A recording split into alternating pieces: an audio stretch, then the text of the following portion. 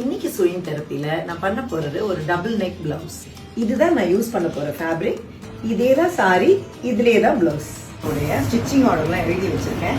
இப்படி stitching order எழுதிட்டு பண்ணுனா நம்மளுக்கு நீட்டாக மிஸ்டேக் இல்லாமல் அதை ஃபுல்லாக கம்ப்ளீட் பண்ண முடியும்.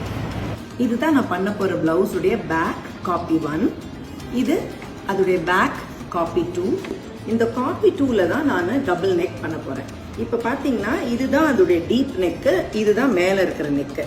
இந்த டீப் நெக்ல ஒரு ஸ்கேலப் டிசைன் பிளான் பண்ணியிருக்கேன். அந்த ஸ்கேலப்பை தான் இப்போ நான் வரைஞ்சிருக்கேன் பாருங்க. இந்த ஸ்கேலப்பை வரைகிறதுக்கு ஒரு ஸ்டென்சில் கட் பண்ணிட்டு ஸ்டென்சிலை நம்ம யூஸ் பண்ணோம்னா எல்லா ஸ்கேலப்பும் ஒரே ஷேப்ல நம்மளுக்கு ஃபார்ம் பண்ணலாம். ஸோ அதனால இப்போ இந்த ஸ்டென்சிலை யூஸ் பண்ணிட்டு இந்த டிசைனை நான் பக்ரம்ல தான் வரைய போறேன்.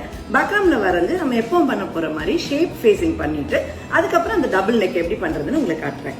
இந்த பிளவுஸ் பேக்ல பாருங்க ஸ்கேலப்ல ஷேப் ஃபேஸிங்க்கு தச்சு வச்சிருக்கேன். இதை கட் பண்ணி நம்ம டர்ன் பண்ணிட்டா எப்பவும் போல நம்ம ஷேப் ஃபேஸிங் வந்துடும். ஷேப் ஃபேஸிங் பண்ண பிறகு இதே ஃபேப்ரிக்கை தான் நான் லைனிங் இல்லாம நம்மளுடைய டபுள் நெக்குக்கு யூஸ் பண்ண போறேன். அந்த டபுள் நெக்கு அந்த நெக் பயஸ் போட்டு டர்ன் பண்ணிடுவேன்.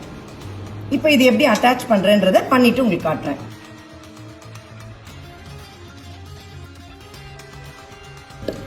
ஸ்டிச் லெங்த் கம்மி பண்ணிட்டு ஸ்கேலப்பை மறுபடியும் 1 more ஸ்டிச் போட்டுட்டு இருக்கேன், இன்னும் கொஞ்சம் ஸ்ட்ரெங்த் இருக்கிறதுக்கு. இல்லாட்டி நம்ம டர்ன் பண்ணும்போது அந்த ராயேஜஸ் எல்லாம் வெளியே வந்துடும்.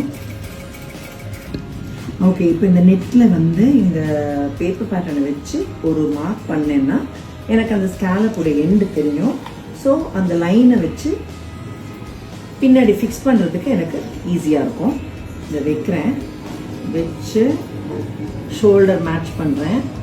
இப்போ இந்த பயஸை யூஸ் பண்ணி ஷோல்டர் கன்சீல் பண்ணிப்பேன்.